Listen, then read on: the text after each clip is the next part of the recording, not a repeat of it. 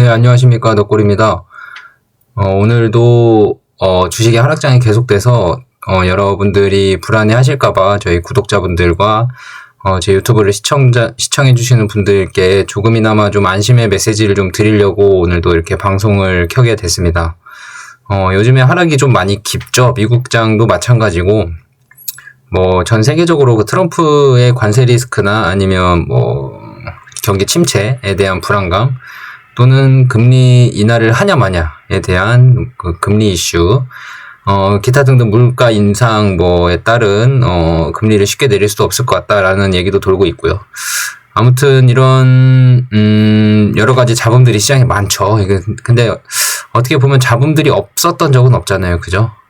그래서 지금의 하락이 사실 기업의 펀더멘털과의 이슈라기보다는 전 세계적인 위험자산 이탈 현상과 관련이 되어 있기 때문에 투자자 여러분들께서는 조금은 우리 회사가 이상한 거 아니야 라고 생각하시는 분들은 제가 생각하기에는 좀 그런 건 아닌 것 같고, 전 세계적으로 수급으로 인한 하락이 좀 크다라고 저는 생각을 하고 있습니다. 솔직히 어떤 정확한 이슈가 뭐가 딱 있다라고 생각하기에는 모든 경제가 복합적으로 돌아가는 거다 보니까 그렇게 단 한 가지 이유만을 찾아서 하락의 장을 설명하기에는 어려울 것 같고요. 현재는 많은 복합적인 이유로 시장의 잡음들이 악재로 반영이 되고 있는 상황이다라고 생각을 하시면 될 것 같습니다. 그래서 오늘은 좀 펀더멘털에 관련된 한올바이오파마의 약물에 대한 기술력에 대한 얘기도 좋지만 오늘은 좀 다른 얘기를 해보려고 해요. 제목은 제가 좀 어떻게 설명을 드려볼까 하다가 이렇게 생각을 해봤어요. 로이반트 이사회의 스톡옵션은 어떻게 되어 있을까? 자, 로이반트 이사회의 스톡옵션은 어떻게 되어 있을까라는 주제로 한번 설명을 해보려고 합니다. 제가 이 이야기를 왜 설명을 하게 됐냐면, 지난 3월 달에 로이반트에서 TD 코엔과의 그 컨퍼런스에서 질문과 대답을 하고, 로이반트 대표가 나와서 이제 설명을 하고, 맥클라인이라는 대표가 나와서 이제 설명도 하고 하는 시간이 좀 있었는데, 거기에서 이제 스톡옵션 얘기가 잠깐 지나갔거든요, 잠깐. 근데 제가 이제 한올의 주주이기도 하고 관심이 있다 보니 로이반트 이사회의 내용을 한번 들어봤는데 그 스톡옵션 이야기 잠깐 나오는 게 귀에 딱 와닿더라고요. 그래서 이런 얘기는 투자자분들한테 좀 들려줘도 되겠다라는 생각을 했습니다. 알고 가면 좋잖아요, 그죠?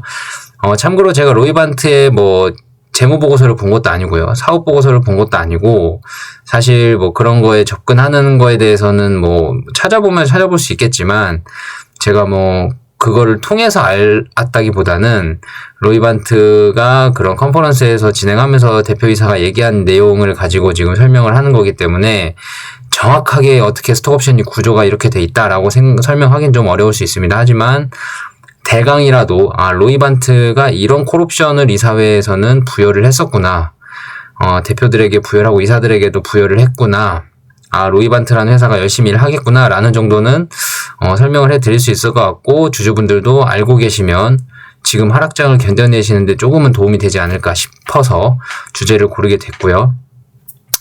일단 간단히 얘기를 하면 로이반트 대표이사가 뭐라 그랬냐면, 그 컨퍼런스에서 본인의 스톡옵션은 본인뿐만이 아니라 이제 그 해당 스톡옵션을 부여하게 된 시기에 같은 스톡옵션을 여러 명이 가졌겠죠. 근데 스톡옵션이 어떻게 돼 있냐면, 그때 당시 설명회 당시 로이반트 이뮤노반트 주가가, 로이반트 주가겠죠. 로이반트 주가가 한 10달러 언저리였습니다. 로이반트 스톡옵션 설명회 당시에 언저리여서, 근데 대표가 뭐라 했냐면, 향후 몇 년 안에 로이반트 주가가 2배에서 3배 정도 올라가면 스톡옵션을 행사할 수 있다 라고 언급을 했어요. 그러니까 향후 몇 년 안에 로이반트 주가가 2배, 3배, 뭐 평균으로 따지면 2.5배 정도 되겠죠. 그 정도 돼야 이제 스톡옵션을 행사를 할 수가 있거든요. 이게 정확히는 이뮤노반트일 수도 있고 로이반트일 수도 있는데 아무튼 모회사니까 대충 생각을 해보게 되면 주가가 한 2~3배 정도 올라가야 스톡옵션을 행사할 수 있다고 되어 있습니다. 그 말은 무슨 말이냐면 로이반트는 향후에 이 사람들이 스톡옵션을 행사하기 위해서는 몇 년 안에는 2~3배의 주가를 가치를 인정을 받아야 되는데 그러면 어떻게 되냐? 그러려면 상품화가 된 약물이 있어야 되지 않을까? 이게 제 생각입니다. 개인적인 생각은 상품화가 된 약물이 있어야 주가도 프리미엄이 붙고 이뮤노반트든 뭐 로이반트든 사람들이 이제 투자자들이 매수의 이유가 있어야 될 거 아니에요, 그죠? 매출이 없는데 바이오텍이라는 회사 이유 하나만으로 주가가 가기에는 최근 바이오 시장들이 뭐 호락호락하지도 않고요.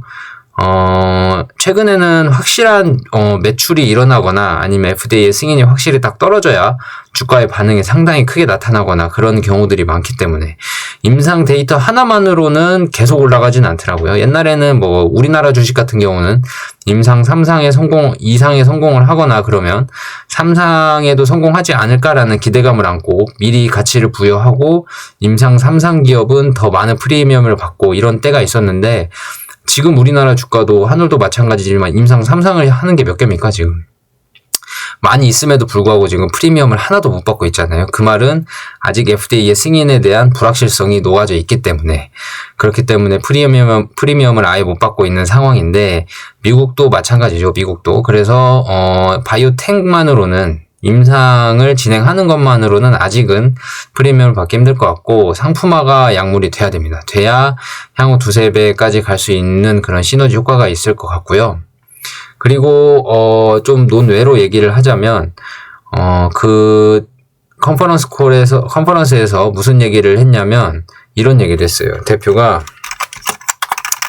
나는 공매도 세력과 논쟁하는 것을 좋아한다 라는 듯한 멘트를 했거든요.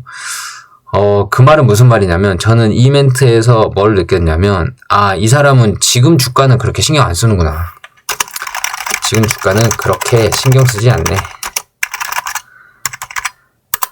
당장에 단타하시는 분들한테는 조금은 어려운 얘기일 수 있지만 이 사람들은 회사의 이사들이고 회사를 이끌어가는 사람이기 때문에 지금 당장의 주가가 그렇게 이 사람들의 미래를 좌우하진 않죠.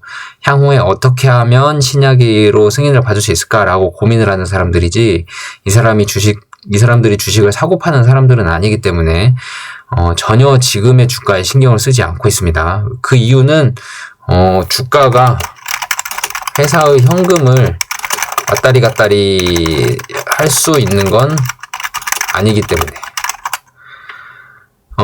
주가가 떨어진다고 해서 회사 현금이 떨어지는 건 아니잖아요. 그죠? 회사는 현금을 가지고 있고 주가는 그거에 대한 가치를 부여받는 건데 현금을 갖고 있는 상황에서 임상도 여러 개 동시에 진행을 할 수 있는 여력이 있는 이뮤노반트가 지금 당장의 주가가 떨어졌다 그래서 임상 환자가 쓰러진 것도 아니고요. 펀더멘털에 전혀 이상이 없는데 주가만 왔다리 갔다리 하고 있잖아요. 지금 어떤 이유에서든 트럼프든 금리든 뭐든지 간에요. 그래서 이런 주가를 지금의 주가는 이 사회에선 전혀 신경 쓰지 않고 있습니다. 그 말은 제가 봤을 땐 자신감의 표현이다. 그러니까 공매도 세력과 논쟁을 즐긴다는 건 이런 느낌이거든요. 느낌은 좀 공매도 해볼 테면 해봐라. 쳐볼 테면 하면 좀 억양이 세니까 해볼 테면 해봐라. 우린 간다. 뭐 이런 느낌이지 않을까 싶어요. 뭐 이거는 사담입니다. 제 개인적인 의견이고 느낌이고. 근데 이렇게 공매도 세력과 논쟁을 한다는 걸 즐긴다고 표현할 정도로 컨퍼런스에서 이렇게 본인이 평소에도 그렇게 생각한다는 거잖아요. 그죠? 아무런 거리낌 없이 이렇게 나왔다는 건 사실 자신감의 표현이 대단한 것 같고 만약에 공매도 세력에 대해서 엄청 신경이 쓰이고 우리 약이 안 좋은 걸 공매도 세력이 알까봐 티가 나고 불안해한다면 이렇게 얘기 안 나왔을 것 같아요. 논쟁을 좋아한다라는 식으로. 공매도 세력과 논쟁을 즐긴다는 거는 자신감의 표현이고요. 만약에 이게 내부적으로 무슨 문제가 있어서 그걸 알고 있음에도 지금 표현을 안 하고 있는 상황이었다면 공매도 세력을 욕했겠죠. 그죠? 공매도 세력은 뭐 주가를 하락시키려고 하는 주요 원인이다. 그 사람들은 정말 나쁜 사람이다 라고 하면서 공매도 제도나 세력을 비판하는 내용을 하지 않았을까 싶어요. 자신이 없으면. 그러니까 자신이 있으니까 논쟁 즐긴다는 거죠. 그죠? 그러니까 지금 공매도 치는 걸 이뮤노반트나 로이반트 회사에서는 물론 주가가 떨어지는 건 뭐 기분상은 나쁘지만 그렇게 크게 신경 쓰지 않고 있다는 겁니다. 그러니까 로이반트나 이뮤노반트가 갖고 있는 그 이사들이나 대표들의 스톡옵션이나 이런 공매도 세력들에 대한 이런 간단한 멘트들 하나하나에서 우리 약물 바토클리마비나 1402에 대한 자신감이 비친다고 보일 수 있고요. 저는 이거를 통해서 잠깐 들은 내용이지만 이게 참 펀더멘털에 따른 주가가 왔다리 갔다리 하는 게 참 뭐 지금 항상 주가가 뭐 합리적인 가격을 반영하고 있진 않구나. 역시 미스터 마켓이라는 말이 맞구나라는 생각이 또 듭니다. 이게 자꾸 이게 오늘 같은 경우는 미스터 마켓이 호가를 싸게 불렀잖아요. 그죠? 26,000원대까지 내려와 있는 상황인데 이렇게 호가를 싸게 부를 때 살 수 있는 건 제가 봤을 때는 이런 상황이에요. 가격을 보고 사면 못 사요. 그러니까 더 떨어질까봐. 지금 분위기상 더 떨어질 것 같은데. 현금 갖고 있다가 바닥 찍고 올라올 때 산다. 이렇게 되거든요. 가격 보고 사면. 근데 이렇게 사면 바닥 찍으면 무슨 생각 드냐? 바닥 찍고 올라온다. 예를 들어서 하면 그때 당시 분위기가 막 활황이면 바닥에서 못 사서 아쉬워서 못 사고요. 만약에 바닥을 다시 찍는다. 두 번째 바닥. 일명 쌍바닥. 확인하러 주가가 내려가면 이게 바닥이 아닐 수도 있다 하면서 못 사요. 가격을 보면. 주식 가격 보면 아무래도 못 삽니다. 가격 보면. 살 수 있는 방법은 뭘까요? 단 하나. 기계적 매수. 제 생각은 그래요. 아무리 떨어져도 못 사고 올라도 못 사고 하시는 분들은 가격을 보기 때문이고요. 장기적으로 생각하지 못하는 분들이고 단기간에 10%라도 오르면 멀리 보고 샀지만 살 때는 10년을 보고 샀지만 팔 때는 5일 올랐다고 팔죠. 그죠? 그렇게 단기적으로 생각하시는 분들은 거의 못 살 것 같고요. 살 수 있는 분들은 딱 하나입니다.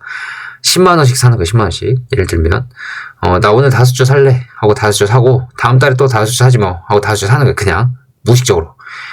이게 감정이 들어가기 시작하면 또 어떤 일이 발생하냐면 5주 살 거를 빚을 빌려서 100만원을 사서 50주를 사고 막 이렇게 되거든요. 감정이 들어가면. 돈은 감정으로 건드리고 감정으로 다루면 절대 안 됩니다.